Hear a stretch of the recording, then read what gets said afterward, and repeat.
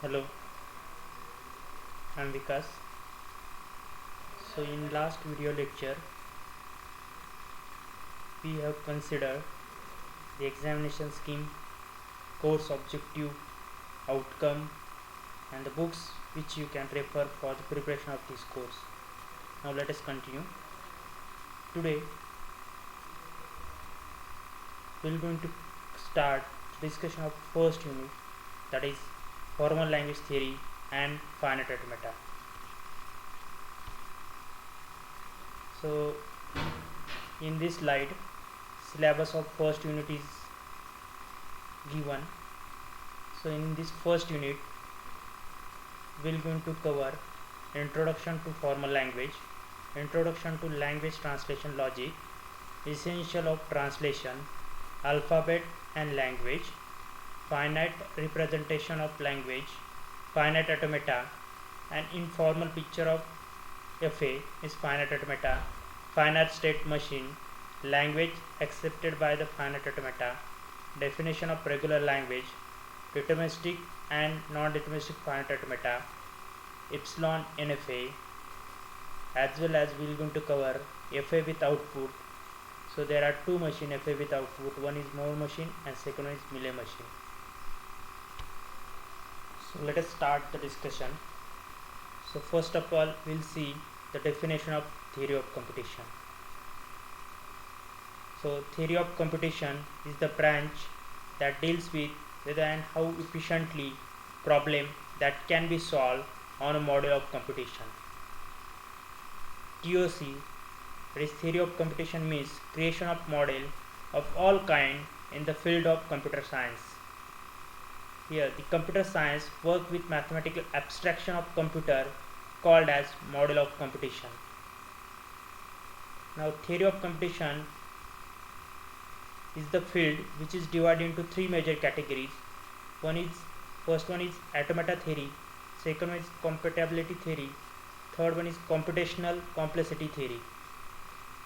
Here in this subject we will going to mainly focus on automata theory. So automata theory. So automata theory is the study of abstract machine, that is mathematical machine or mathematical system, and computation problem that can be solved using this machine. That thing is called as automata. Now what do you mean by automata? Actually automata is a Greek word which indicate that something is doing something itself, that is without direct involvement of man. Finite automata is also called as finite state machine, that is FSM. Now we'll see the definition of language. So language is the subset of all possible string formed by using all possible set of symbols and rules. So whenever we want to form any language, we are having some set of symbol as well as rules, and with the help of all those rules and symbol we are going to form the language. In theory of computation, formal language are denoted by regular expression, regular languages, non-regular languages, context-free grammar, and so on.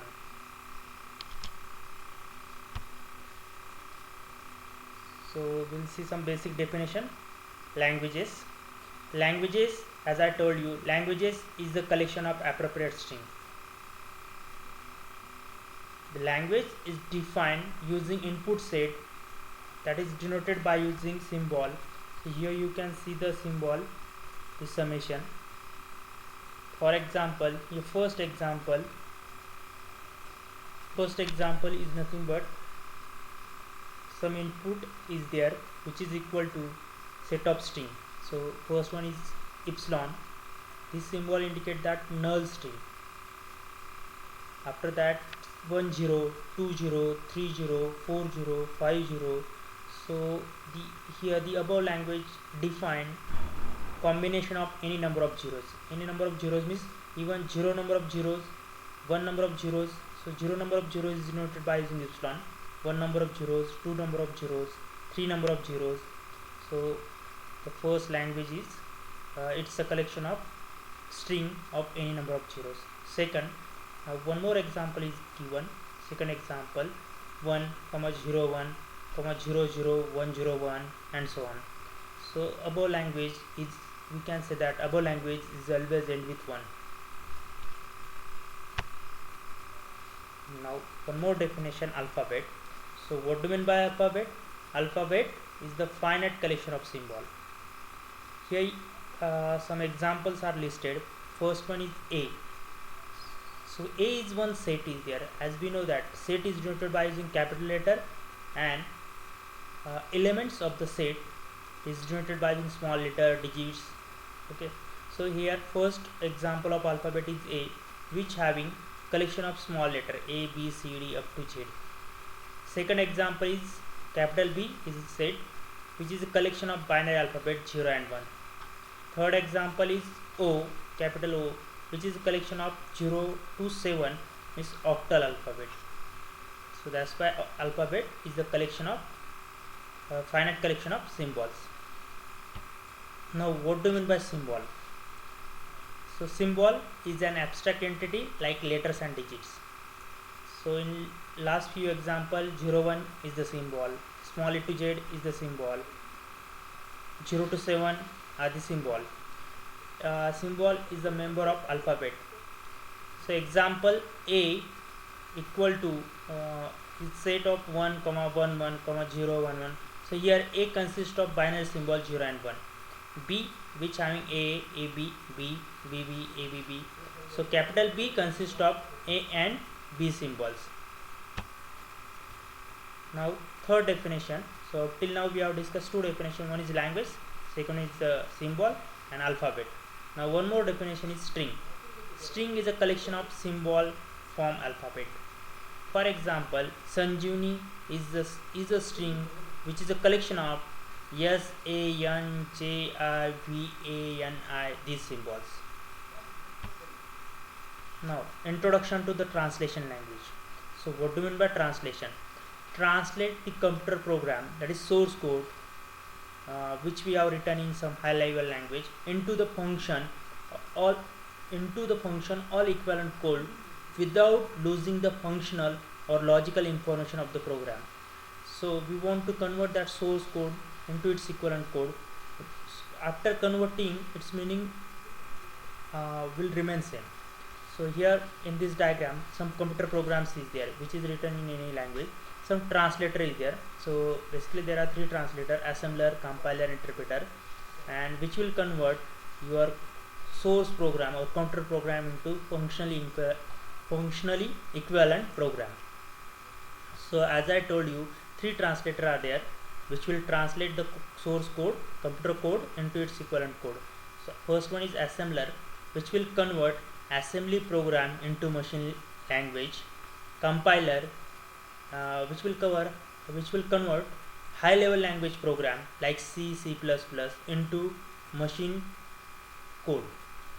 Interpreter, third translator is there, which will convert high level language like Java source code into machine executable code. So why essential of translation? Why translation is important?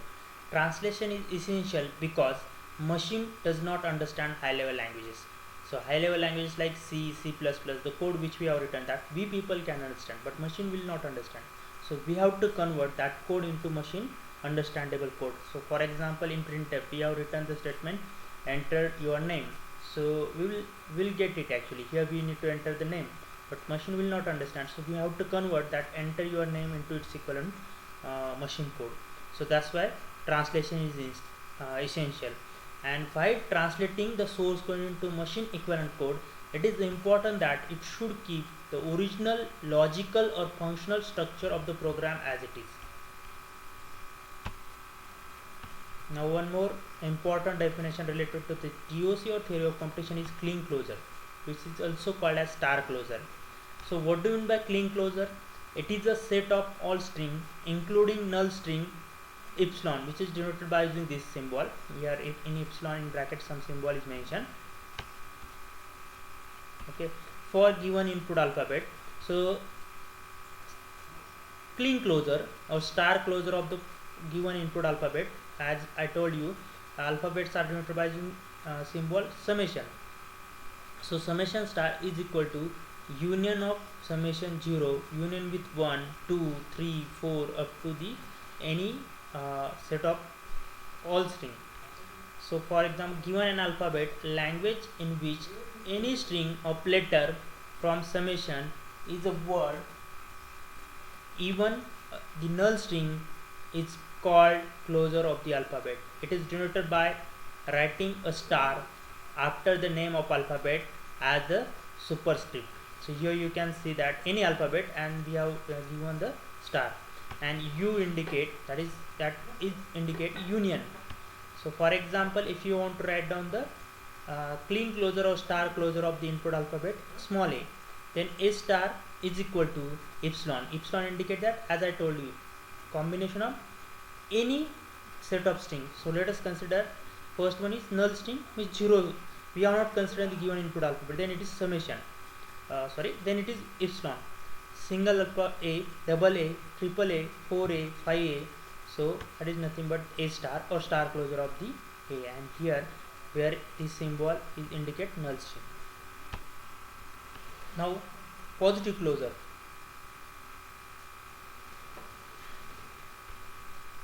Positive closure, here it should be positive closure.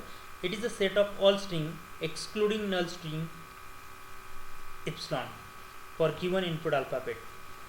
So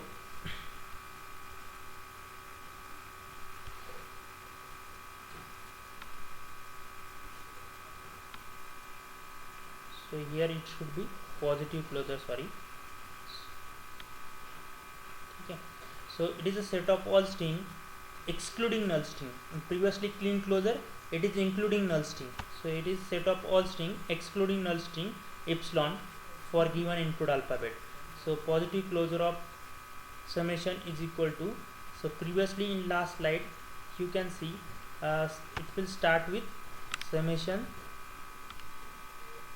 0, okay, union with 1, but here the difference is what, it will start with 1. So that's, and as I told you, this symbol indicate union.